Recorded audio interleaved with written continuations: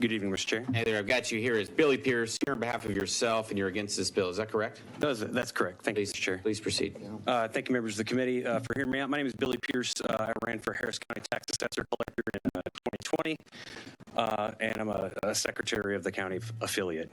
In 2018, 30% of Harris County incumbents ran unopposed. And if it weren't for the Libertarian Party, that number would have been closer to 50%. When I ran for Harris County Tax Assessor, the previous election for that post, there were over 44,000 undervotes in that election, meaning that people showed up to the ballot box, took the time to get there, and looked at the two choices on the ballot and said, nah, no thanks. And they didn't cast a vote. And so when I ran, I well exceeded that. We'll say it that way. I well exceeded that number. And I gave a voice to tens of thousands of my friends and my neighbors that they didn't have a way to express what they felt about those issues. This bill, if enacted to law, would chill our ability to recruit candidates. I'm also a named plaintiff in the aforementioned lawsuit, where I had to take time, money of our efforts and the taxpayer of Texas to defend those lawsuits. And we still have a petition before the Supreme Court pending right now. This will kill our ability to attract candidates if we have to pay these fees, and we get nothing in return for it. We get no benefit from it.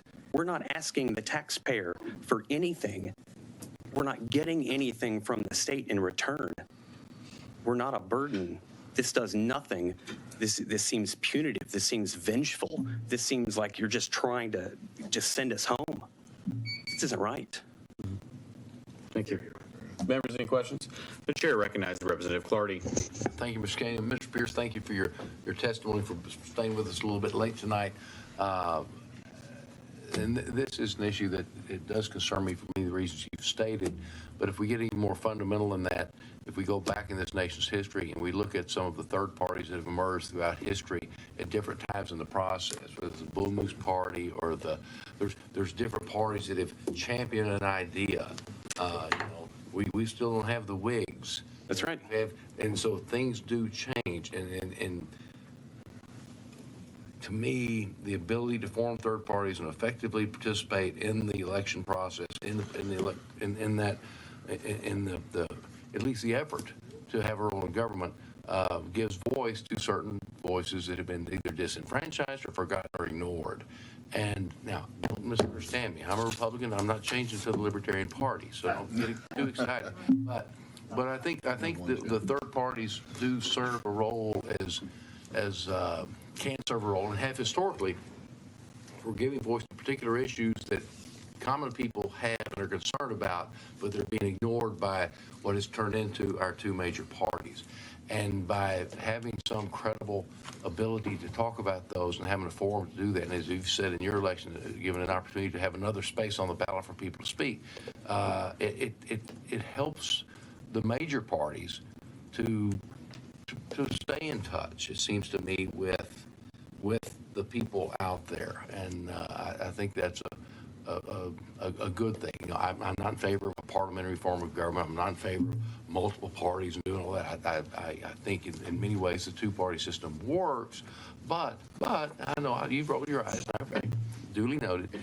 But Let the record reflect I rolled my eyes. But the third parties, whether it was Ross Perot and the Independence Party and other things in my lifetime, but going back and looking at these other ventures, what they have done, it seems, is give voice to issues, make those issues be not ignored, but they have to be paid attention to, whether those be foreign issues or domestic fiscal policy or whatever they happen to be. And without that, they don't get the attention they deserve. So,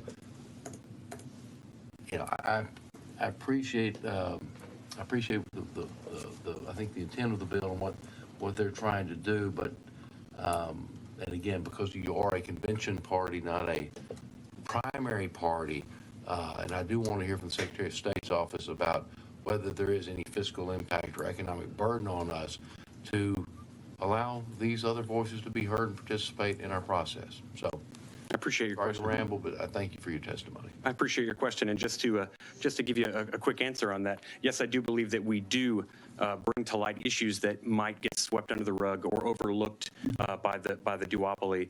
And we bring some of those to light. Some examples are veterans issues. Some examples are the addressing of red flag laws, the addressing of due process, things that might get butted out, and we're able to bring those up and give people a way to express themselves. If nothing else, we're a great barometer for your parties to find out if we campaign on an issue.